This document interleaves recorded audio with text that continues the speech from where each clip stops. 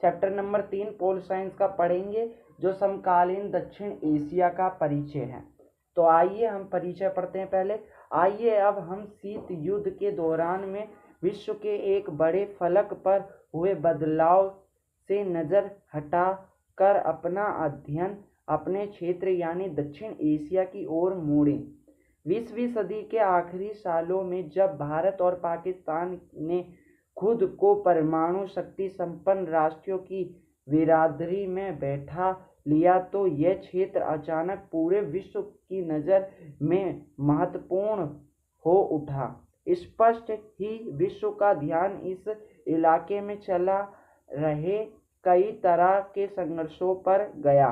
इस क्षेत्र के देशों के बीच सीमा और नदी जल के बंटवारे को लेकर विवाद कायम है। इसके अतिरिक्त विवादों, जाति संघर्ष और संस्थानों के बंटवारे को लेकर होने वाले झगड़े भी हैं। इन वजहों से दक्षिण एशिया का इलाका बड़ा संवेदनशील है और अनेक विशेषज्ञों का मानना है कि आज विश्व में ये क्षेत्र सुरक्षा के लिहाज से खतरे की आशंका वाला क्षेत्र है।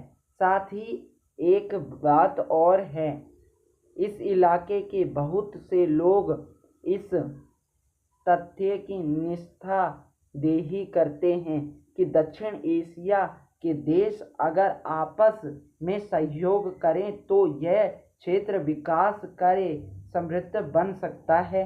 इस अध्याय में हम दक्षिण एशिया के देशों के बीच मौजूद संघर्षों की प्रगति और इन देशों के आपसी सहयोग और समझने की कोशिश करेंगे।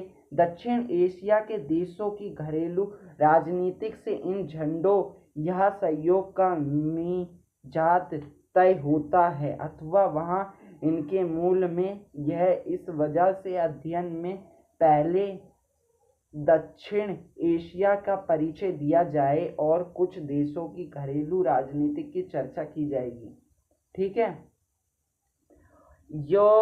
येगेन लंक्रोर ने सन 1830 में एक पेंटिंग बनाई थी। इसका शीघ्र था लीडिंग द पीपल। पेंटिंग में स्वतंत्रता की देवी को जनता की अगुवाई करते हुए चित्रित किया गया था। यह दिया गया चित्र उसी पेंटिंग का सुभाष राय कृति रूपांतर है।